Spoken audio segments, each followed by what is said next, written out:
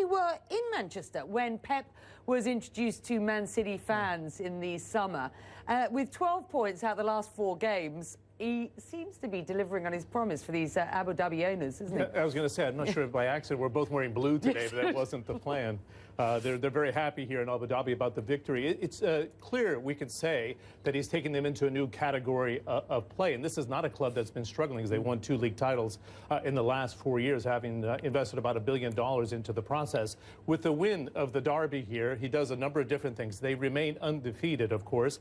They have bragging rights, at least until the next derby that's going to take place at Man City Etihad Stadium. But at the same time, he quiets Jose Mourinho, who called Man City the noisy neighbors. And as you suggested, I was on the ground at the Citizens Weekend, July 3rd, when they introduced Pep Guardiola to the fans there. We have the video from that event. It was very interesting because they also unveiled a new badge. So the message was, Becky, a sign of renewal for Man City under Pep Guardiola. And the fact that chairman of the club, Khaldoon Al-Mubarak, was suggesting in football terms, and he didn't mince his words at all here, success can only be judged by winning. Our objective is to win, and that means win titles. I talked to his senior vice president of marketing about the business behind Guardiola. This is what he had to say.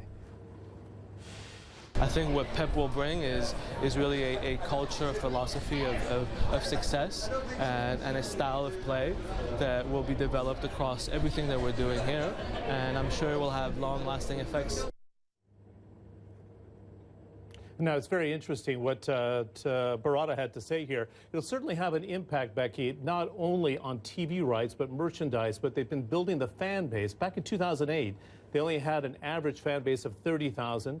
They're at capacity at 55,000, and they're going to extend that now with Pep Guardiola to 60,000. I went and looked back at the purchase price of Man City. Back in 2008, $360 million. Now, with the $400 million investment that came in December of last year by China Media Capital, it now gives a valuation for Man City alone about $2 billion. But if you look at the City football franchise, which includes Melbourne City, New York City football, and Man City, we're looking at $3 billion.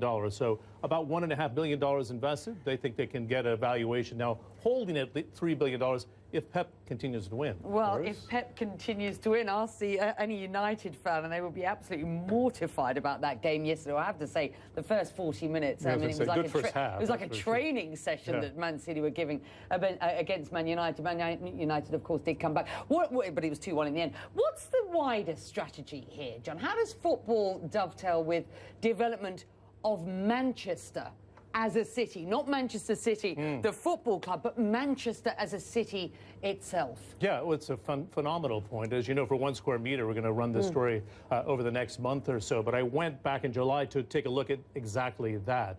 It's a multifaceted approach, but it's very hard to find.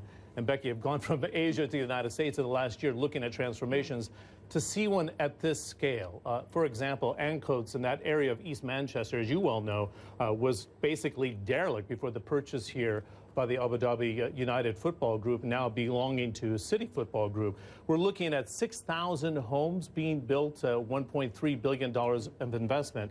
But the first layer of it was a $300 million investment into a football academy, into a world-class sports medicine facility, into a training facility. The idea is to create a farm club going forward.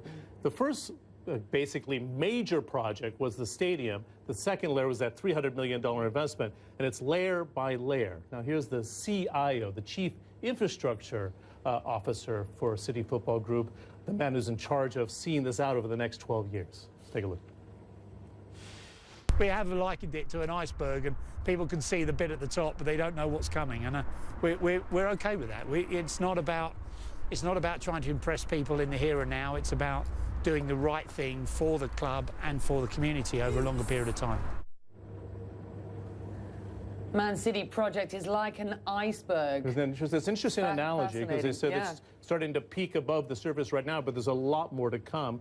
John Stemp was saying it'll take another 12 years. I talked about the $1.3 billion going into the housing, but there's another strategy here, and that is to create a global platform. I talked about Melbourne City, New York City football, and of course Man City. They have an investment in Yokohama as well. It's also offer a global sponsorship platform for football and a farm system as well, to kind of train the next generation of players over the next 10 to 15 years. We thought it was just about the beautiful game.